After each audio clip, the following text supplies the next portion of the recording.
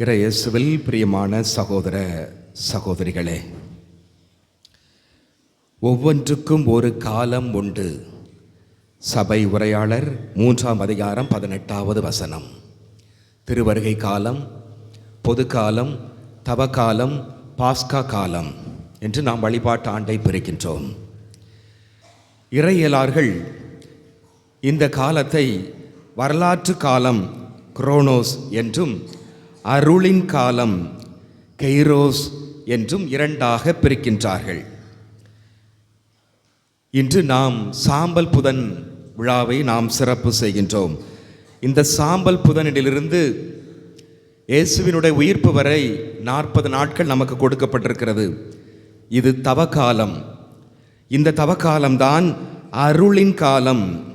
இந்த கைரோஸ் அருளின் காலம் என்று அருமையாக இதற்கு ஒரு தனித்துவம் கொடுத்து இதை சிறப்பு செய்ய அழைப்பு விடுக்கிறார்கள்.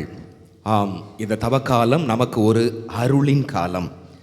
எப்படிப்பட்ட விதத்தில் இது அருளாக மாறுகிறது, அருளின் காலமாக இருக்கிறது? 2 கொரிந்தியர் 6ஆம் அதிகாரம் 2வது வசனத்தில் நாம் வாசித்தோம், இதுவே தகுந்த காலம், இதுவே தகுந்த காலம் என்று நாம் சொல்லுவதை பார்க்கின்றோம். ஆண்டவர் இயேசு நற்செய்தியிலே சொல்லுகிறார், மத்தேயு நற்செய்தி 9ஆம் அதிகாரம் 13வது வசனம், நேர்மையாளர்களை அல்ல பாவிகளையே அழைக்க வந்தேன் என்று கூறுகிறார். பாவிகளையே அழைக்க வந்தேன் என்று கூறுகிறார். எனவே நாம் அனைவரும் வலுவற்றவர்கள், பலவீனர்கள், பாவிகள். எனவே நம்மை ஆண்டவர் அழைக்க வருகின்றார். என்னிடம் திரும்பி வா, உங்கள் ஆண்டைகளை அல்ல இதயத்தை கிரித்து கொண்டு என்னிடம் திரும்பி வாருங்கள் என்று இன்றைய முதல் வாசகத்திலே யோவேல் இறைவாக்கினர் 2ஆம் அதிகாரத்திலே நாம் வாசித்தோம். எனவே ஆண்டவரிடம் திரும்பி வரக்கூடிய ஒரு காலம், பாவிகளாகி நம்மை அழைக்கின்றார். எனவே நாம் மனம் மாறி ஆண்டவரோடு ஒப்புரவாகக்கூடிய ஒரு காலம்தான் இந்த அருளின் காலமாக இருக்கிறது. இந்த அருளின் காலம் 3 நிலைகளிலே சொல்லப்படுகிறது. ஒன்று ஆயத்தப்படுத்துதல், தயாரிப்பு காலம். தொடக்க காலத்திலே திருமுழுக்கு பெறுகின்றவர்களுக்கு இது ஒரு தயாரிப்பு காலம். சாம்பல் புதனிலிருந்து இந்த ஆண்டவனுடைய பாஸ்கா காலம் வரை, உயிர்ப்பு காலம் வரை 40 நாட்கள் அவர்கள் தயாரிக்க வேண்டும், ஆயத்தமாக வேண்டும். அதன் பிறகு பாஸ்கா உயிர்ப்பு ஞாயிறு திருப்பலியிலே அவர்களுக்கு திருமுழுக்கு கொடுக்கப்படும். இதுதான் அந்த காலத்திலே. எனவே 40 நாட்கள் இது ஒரு தயாரிப்பாக எடுக்கப்பட்டது. ஆனால் இப்பொழுது அது மாற்றப்பட்டு மற்ற நாட்களிலே நாம் திருமுழுக்கு கொடுக்கலாம். இந்த தயாரிப்பு காலம் இப்பொழுது உள்ள காலகட்டத்திலே திருவெளிப்பாட்டு எண் 109 கூறுவது போல இறை வார்த்தையை ஊன்றி இந்த 40 நாட்கள், அதே போல இறைவேண்டலில் பங்கு கொண்டு நம்பிக்கை கொண்டோர் பாஸ்கா மறைபொருளை கொண்டாட, அந்த உயிர்ப்பு பெருவிழாவை கொண்டாட தவக்காலம் மக்களை ஆயத்தப்படுத்துகிறது என்று சொல்லுகிறது. அத்தோடு மட்டுமல்லாமல் இந்த தவக்காலத்தில் இந்த 40 நாட்கள் 3 தூண்கள் என்று சொல்லுகிறோம். நாம் செய்ய வேண்டிய 3 தூண்கள், ஜெபம், தவம், தர்மம். இவற்றின் மூலமாக நம்மையே நாம் ஆயத்தப்படுத்திக் கொள்வது. ஜெபத்திலே அதிக நேரம் நிலைத்திருப்பது, சிலுவை பாதை, இறையிறக்க ஜெபமாலை, இன்னும் நற்செய்தி கூட்டங்கள், தனிப்பட்ட ஜெபங்கள், இப்படி பங்கெடுப்பதன் மூலமாக நாம் ஜெபத்திலே அதிக நேரம் ஆண்டவரோடு செலவழிப்பதன் மூலமாக இது ஒரு தயாரிப்பாக மாறுகிறது. அதே போல தவம், நோன்பு இருத்தல், உடலினுடைய ஆசைகள், உடல் பசி, ஆன்ம பசி, இவைகளை நாம் தியாகம் செய்தல், அந்த பசியை நாம் குறைத்து கொள்ளுதல், அதிலிருந்து நாம் விலகி இருத்தல். அளவுக்கு அதிகமான சாப்பாடு நிறைய நாம் விரும்புகிறோம், கண்ணை கவரக்கூடிய விதத்திலே உணவு, ஆனால் கொஞ்சம் அதை விலங்கி இருக்கலாம், அதை தவிர்த்திருக்கலாம். எனவேதான் 40 நாட்களும் அசைவ உணவுகளை தவிர்த்திருத்துதல். நமக்கு அசைவ உணவு என்றால் ரொம்ப பிடிக்கும். எனவே நமக்கு ரொம்ப பிடிக்கக்கூடிய, நாம் விரும்பக்கூடிய, நமக்கு ஆசையாக இருக்கக்கூடிய அந்த செயல்பாடுகளிலிருந்து விலகி இருப்பது, அதுதான் தவம். அதே போல சில கஷ்டங்களை, ஆன்மீக தவம், ஆன்மீக நோன்பு என்றால் என்ன? சில கஷ்டங்கள், நோய் நொடிகளாக இருக்கலாம், அல்லது பாரங்களாக இருக்கலாம், வலிகளாக இருக்கலாம், வேதனைகளாக இருக்கலாம். இதை நாம் ஏற்றுக்கொள்வது, ஆண்டவருடைய பாடுகளோடு நம்மையே பங்கெடுத்துக் கொள்வது. என்னை பின் செல்ல விரும்பும் எவரும் தம் சிலுவையை தூக்கி கொண்டு நாள்தோறும் என்னை பின் செல்லட்டும். எனவே அன்றாட சிலுவைகள், அன்றாட பாரங்கள், வேதனைகள், மற்றவர்கள் நமக்கு எதிராக செய்யக்கூடிய காயங்கள், இன்னும் நிறைய மூலமாக நாம் ஏற்படுத்தக்கூடிய காயங்களை நாம் தாங்கிக் கொள்வது, இது மற்றவர்களுடைய ஒரு ஆன்ம ஈடேற்றத்திற்காக, இது ஆண்டவருடைய பாடுகளில் நான் பங்கெடுக்கிறேன் என்ற ஒரு விதத்திலே இந்த தவம், இந்த நோன்பு நமக்கு பார்க்கப்படுகிறது. மூன்றாவது, அறச்செயல்கள் செய்தல், தர்மம் செய்தல், பிறர் நல செயல்கள் செய்தல். இதன் மூலமாக இந்த திருச்சபையினுடைய 3 தூண்கள், இதன் மூலமாக நாம் இந்த காலத்தை நாம் நல்ல முறையிலே தயாரிக்கிறோம். எனவே இது அருளின் காலமாக இது மாறுகிறது. இது ஒரு அருளின் காலமாக இந்த செயல்களில் ஈடுபடும் பொழுது அது மாறுகிறது. இரண்டாவது, இது எப்படி ஒரு அருளின் காலம்? ஒப்புரவாகுதல். நம் சகோதர சகோதரிகளோடு நாம் ஒப்புரவாகுகிறோம். எவ்வளவோ மன பிரச்சனைகள் இருக்கலாம், கருத்து வேறுபாடுகள் இருக்கலாம், நாம் கருத்து வேறுபாடு காரணமாக பிரிந்து கிடக்கலாம். எனவே இந்த அருளின் காலத்திலே நாம் உறவை புதுப்பித்துக் கொள்ளக்கூடிய ஒரு காலம், அவர்களோடு நட்புறவை ஏற்படுத்தி கொண்டு நாம் சிறப்பான ஒரு விதத்திலே, அதே போல ஆண்டவரோடும் ஒப்புரவாகக்கூடிய ஒரு காலம். அதைத்தான் 2ஆம் வாசகத்திலே நாம் வாசித்தோம்.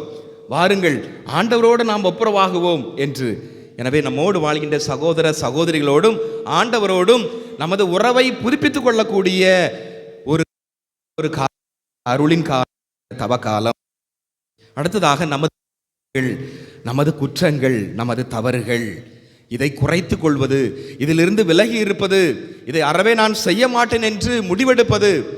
பாவிகளே அழைக்க வந்தேன் என்று ஆண்டவர் சொல்கிறார். எனவே இந்த பாவத்திலிருந்து விலகி, இந்த பாவத்திற்கு முட்டுக்கட்டை போட்டு நமது உள்ளத்தை தூய்மையாக, ஒரு வெண்மையான உள்ளமாக, பாஸ்கா மறைபொருள் ஆண்டவர் இயேசு உயிர்ப்பின் பொழுது நாம் அதை நமக்கு கொடுக்க வேண்டும். எனவே அதுதான் இந்த மனமாற்றம், பாவத்திற்காக மனமிறந்து. எனவே இத்தகைய விதத்திலே இந்த தவக்காலத்தை அருளின் காலமாக நாம் மாற்ற நாம் அழைக்கப்படுகிறோம். 40 நாட்கள். ஏன் இந்த 40 நாட்கள்?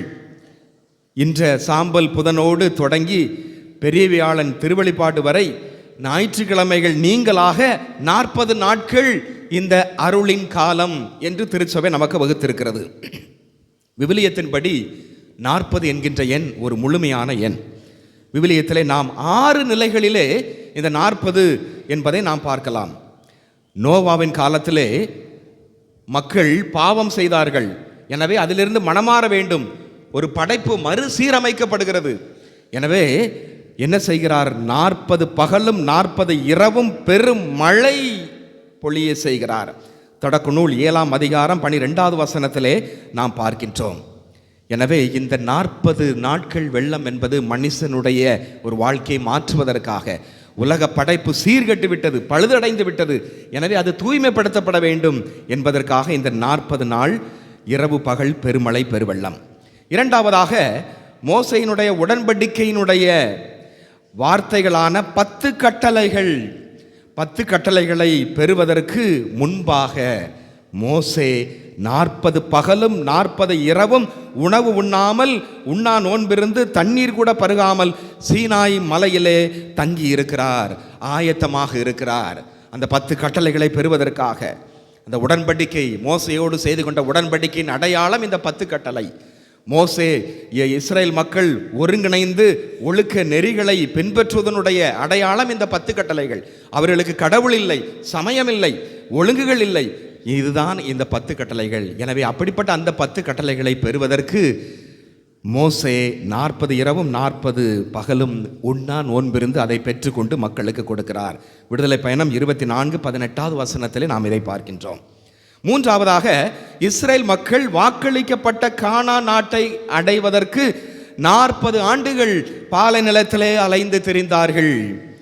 எண்ணிக்கை நூல் 14ஆம் அதிகாரம் 33வது வசனத்திலே பார்க்கிறோம். 40 ஆண்டுகள் பல்வேறு சோதனைகள், சாதனைகள், இடர்கள், மேடுகள், பள்ளங்கள், பல்வேறு விதமான நிலைகளிலே அந்த ஒரு பயணம். கானான் நாட்டு, வாக்களிக்கப்பட்ட நாட்டை அடைவதற்காக அவர்கள் தயாரிக்க வேண்டும். இது ஒரு அருளின் ஒரு காலமாக இருக்க வேண்டும் என்பதற்காக அந்த 40 ஆண்டுகள். நான்காவதாக இறைவாக்கினர் எலியா இறைவனின் மலையாகிய ஓரேபை அடைய 40 பகலும் 40 இரவும் அவர் நடந்தார் கால்நடையாக. 1 அரசர் புத்தகம் 19ஆம் அதிகாரம் 8வது வசனத்திலே நாம் பார்க்கிறோம். ஓரேபு மலையிலே இந்த 40 நாள் அவர் நடந்து சென்றதால் தான் அவருடைய வாழ்விலே ஒரு மனமாற்றம் அடைகிறது.